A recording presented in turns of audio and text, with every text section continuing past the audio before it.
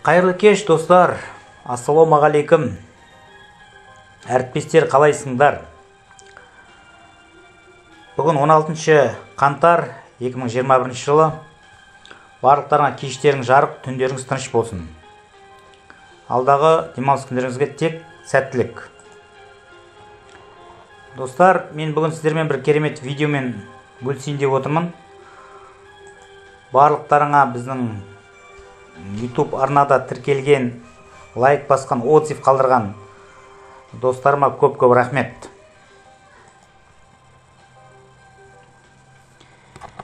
Менің есімім Қайрат Нұрниязов, жеке кәсіпкер. Сіздермен бір керемет қазір таңда бизнестермен таныстырғым келіп отыр.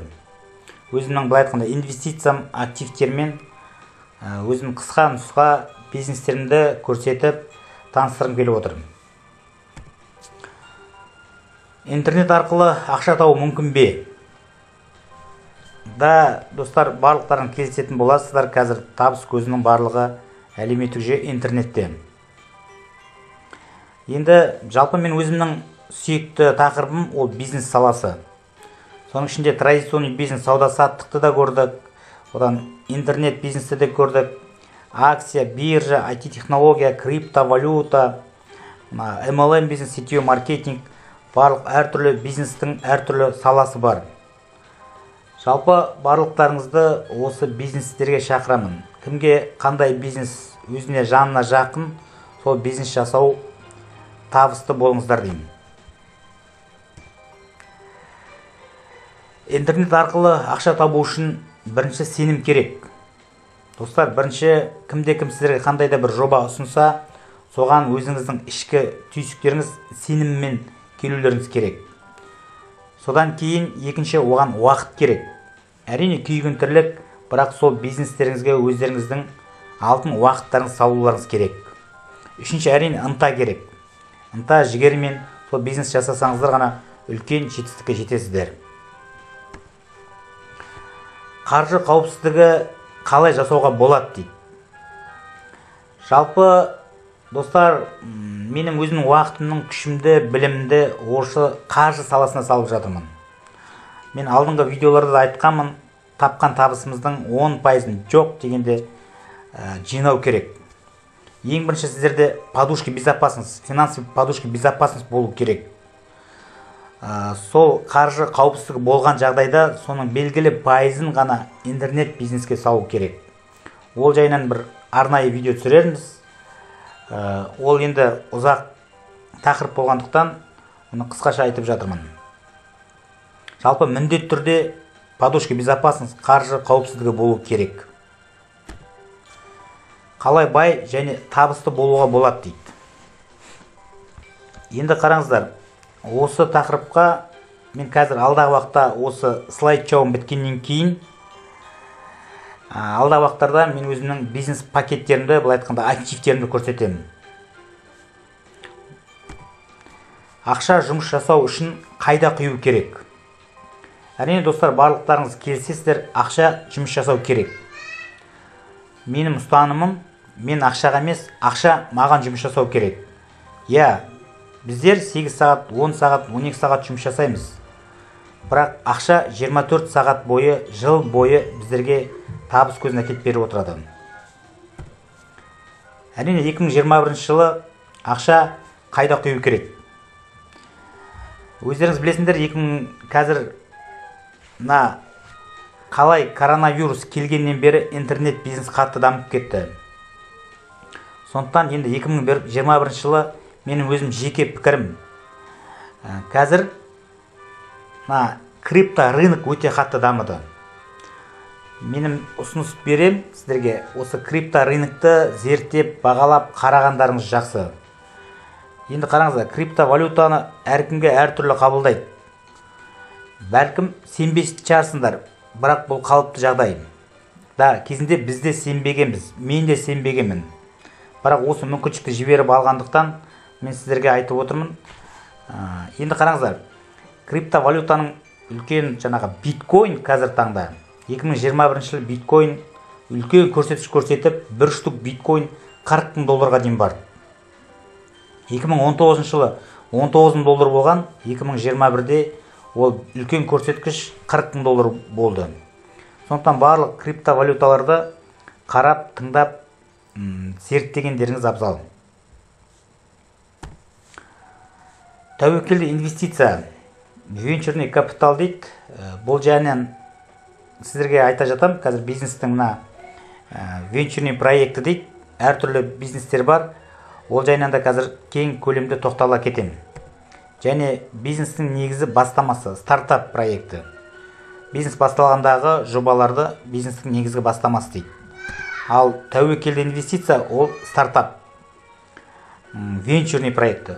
Бұл бизнестің жаңағы тәуекелі көп жобаны бұл тәуекелді инвестиция деп айтады. Енді өзім алдыңғы видеоларда көрсеткендей, өзімнің осындай 16 түрлі бизнес салам бар, инвестицияларым бар, өзімнің активтерім бар. Солардың ішінде қайсы стартап, қайсы венчурный проекті екенін қазір осы слайд біткеннен кейін нұсқаша тоқтала кетем. Енді әрине бизнес жасау үшін сіздерге бірінші әлеуметтік жүйе керек.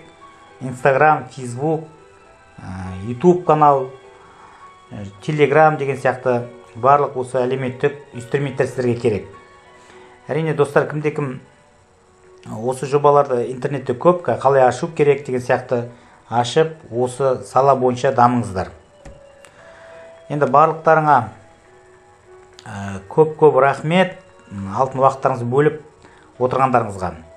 Қазір тек слайд шоудың бітет, бірақ арғата мен қазір өзімнің бизнес активтерімді көрсететін боламын. Бай қуатты болыңыздар. Әр қазақтың өзінің сүйікті ісі, кәсібі болу керек.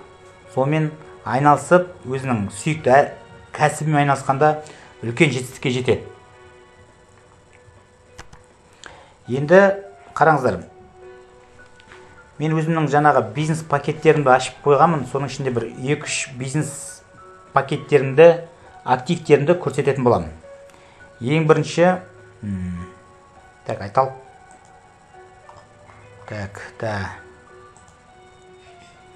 Ең бірінші проектім менің бұл Skyway Invest Capital. Білесіздер, қазір транспортный проекті бар.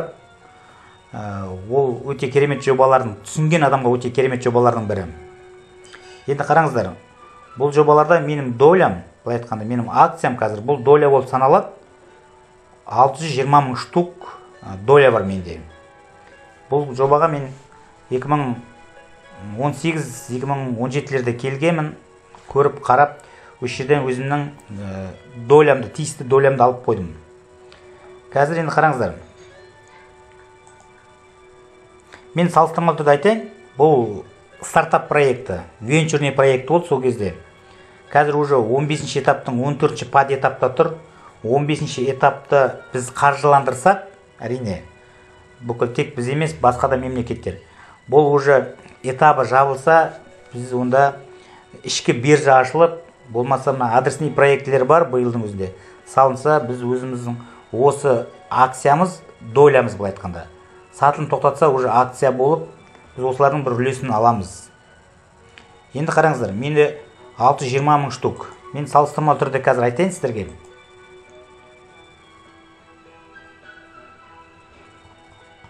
Менде міне қазір рассрочка жоқ. Рассрочка бұл бөліп төлейтін пакеттер. Енді қараңыздар. Менде оплата сумма 1800 доллардың пакеті, айына 200 доллар төлегенмін. Бұл жерде қара 63 мың подарка берген. 63 мың подарка. Себебі бұл жерде тұр. 3 айын қатар төлеген үшін, міне 7 ай болып барлығы. Айына 200 доллардан төлеп отырдым. 3 ай қатар төлеген үшін маған компания 63 мың подарка берді. Және 1800 долларға 315 мың. Бұл бірінші пакетім. Екінші пакетім 1000 доллар. Айына 100 доллардан 1000 доллар. Мынаны қараңыздар. 10 ай бойы төледім. Барлық жерде көрініп тұрады. Енді қараңыздар. Плюс подарка. 40 мың штук подарка берген. 190 мың штук. 1000 долларға 40 мың подарка берілген. Значит, 190 мың штук алғанмын 1000 долларға. Енді қазір қараймыз. Мен салыстырмалы түрде қазір осы 1000 долларға қанша штук түсетінін көрсетейін. Мен 1000 долларға 190 мың штук алғанмын. Бұл қазіргі таңдағы пакеттер, действующий пакеттер, былай айтқанда кімде-кім егер мысалға 1000 долларға келетін болса 33 мың доля алады. Доля. Дисконт жерде. Дисконт дейтін акцияның құны доляның 1000 долларға 33 мың деп тұр. Қараңыздар, 33 мың доля алады. Ал мен кезінде 1000 долларға мен алдым 1000 долларға мен алдым 190 мың штук алдым. Енді мен де жерде көрсеттім ғой, жаңа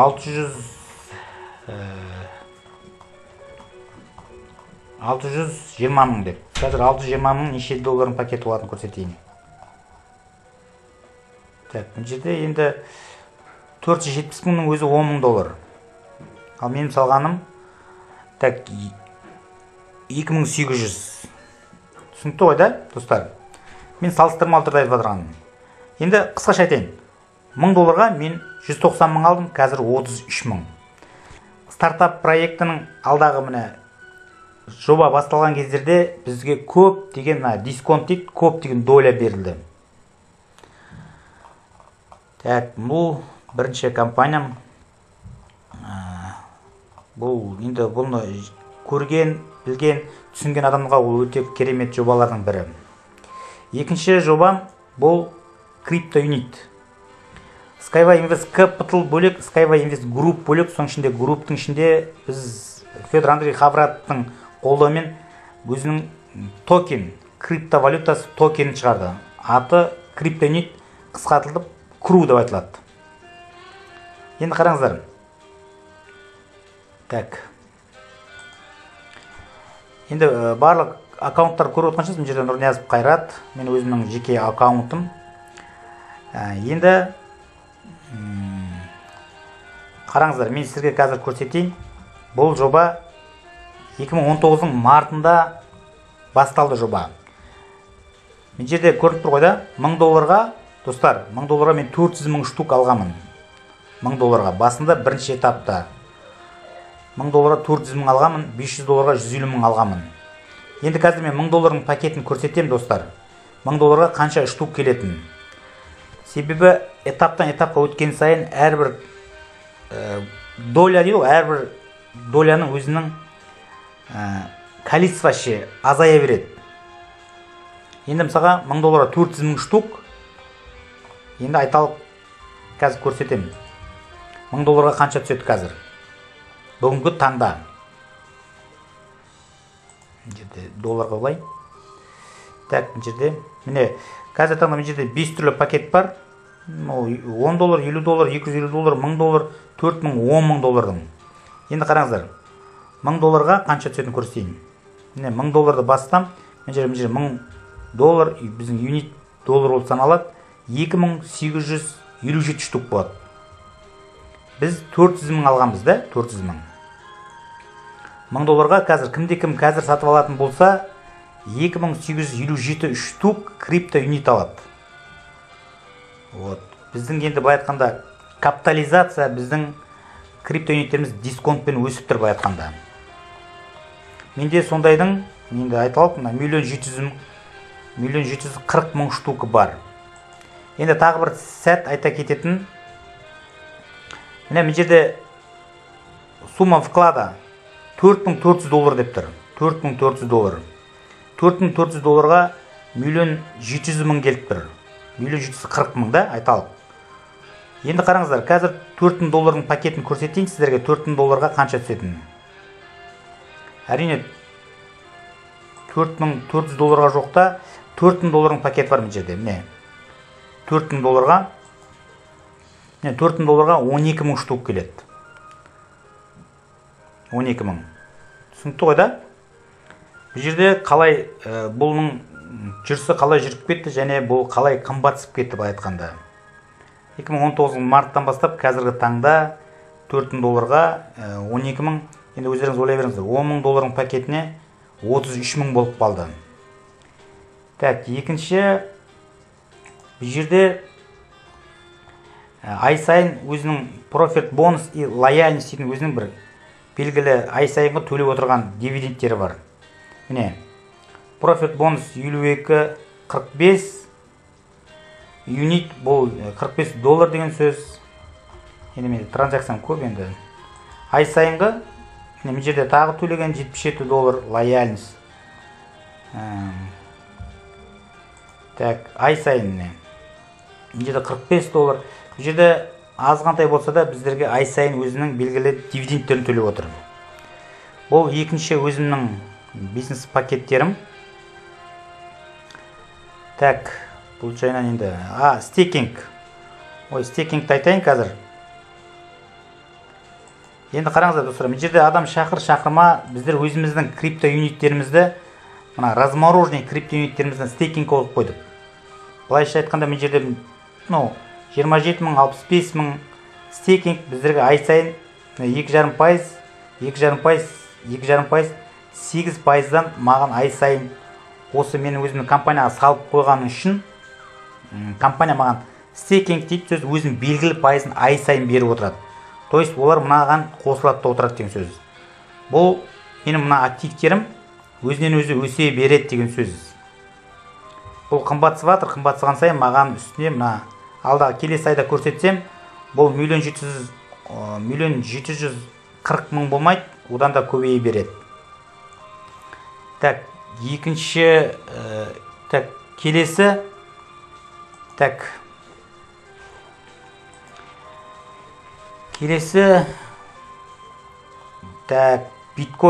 битбон. Қараңыздар, қазір таңда текущий цена бір битбон. Бұл цифровой актив привязан блокчейну. Алдында да айтқанмын сол жерден. Қазір таңда бір битбон $8 тұрады. Бұлай теңгемен есептейтін болсақ 4200 теңге болады. 4200 теңге. Енді әртүрлі пакеттері бар. Енді қараңыздар, бұл долларға қойын, себебі біз есептейміз. Енді бұл жерде өзіңіздің биржасы бар, өзінің биржада сатылып алынып жатқан өзінің объявлениясы бар. Так, енді қараңыздар. Бұл жерде мен не көрсетейін деп отырмын. Міне, бұл жерде блокчейн арқылы майнинг и пул дейді. Майнинг дейтін сөз, добыча деген сөзді білдіреді. Біздерге 3 күн сайын, әрбір 78 сағат сайын, былай айтқанда 3 күн сайын біздерге бұлар ешкімді шақырмай-ақ менің былай долям көбейіп тұр. Сол мысалы қараңыздар енді. Бірінші ондықты көрсетіп жіберейін. 18-і, 12-ші ай, бір битбон 46, 465, 21-і, 3 күн сайын, 488, 24. Бұл көбейе береді. Мен автоматым қабылдаймын. Қабылдаған кездерде обновление болады. Мысалға, мына өзімнің мына счетым көбейе береді. Менде 2000 штукты сатып алған шығармын, 90 штук былай келіп тұр. Каждый 78 сағат сайын, 3 күн сайын маған не көрдіңіздер ғой да? Еще бұл нарастающий өсе береді. Міне мен жерде айтақ, 1.604, 1.627, 649, 677 бұл өзінен өзі өсіп, менің активтерім өсіп жатыр. Бұл адам шақырма маңызды емес, өзінен өзі өсіп жатыр. Бұл енді қараңыздар, 3 күн сайын түсіп жатырғандарыңыз маған бір түскенде, мысалға битбон жарым түседі. Бұл енді өзіңіз ойлаңыз, бір битбон $8 болып есептеліп тұр. Бұл майнингтен түсіп жатырған битбон. Бұл компанияның болашағы өте керемет. Через блокчейн өзінің Access бокстар бар. Сол арқылы біздер түсіп жатқан бұл битбондар. Бұл мен үйде отырып алып, 3 күн сайын бұны басып, өз битбондарымды көбейтіп жатырмын. Так, 4-ші компания, мына компаниямда ашық тұр. Мен жаңа сіздердің уақыттарыңызды алмайын деп ашып қойдым. Міне өзімнің қазір таңда міне счетым өзімнің. Енді қараңыздар. Мен жерде міне беріп тұр. На 200 дней 1%. Әрбір бірінші күн сайын кімде-кім осы жерге инвестиция салса, ол күніне 1% беріп тұрады. Енді оны мына жерден көрсетейін қазір.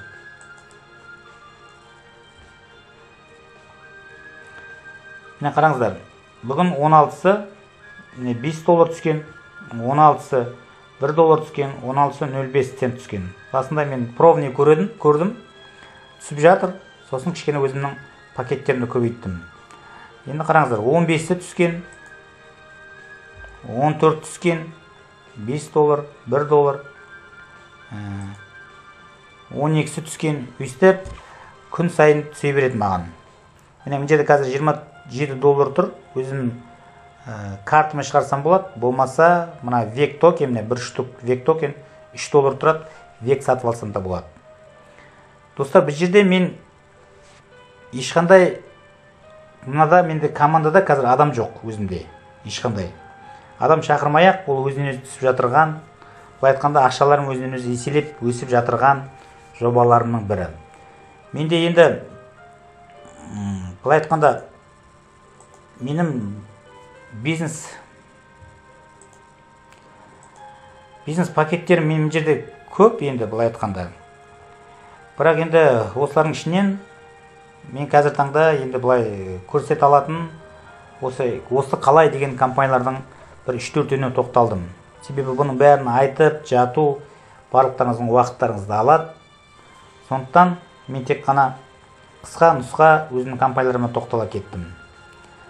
Достар, бауырлар, әріптестер, барлықтарыңды осы жобаларды қараңыздар, тыңдаңыздар. Қызық болып жатса, хабарласыңыздар. Ұнап жатса, лайк басыңыздар, отзыв қалдырыңыздар. Алдағы уақыттарда ертеңгі жалпы интернет бизнес қалай жасау керек, электропочта қалай ашу керек. Мына жерде менің кошелектерім бар, Perfect Money, Advocash, биткоин кошелектер қалай ашу керек деген сияқты жалпы барлық жобалар түсіретін боламын. Барлықтарыңыздың зейін қойып тыңдағандарыңыз үшін көп рахмет. Бай, қуатты болыңыздар. Сау, саламат болыңыздар.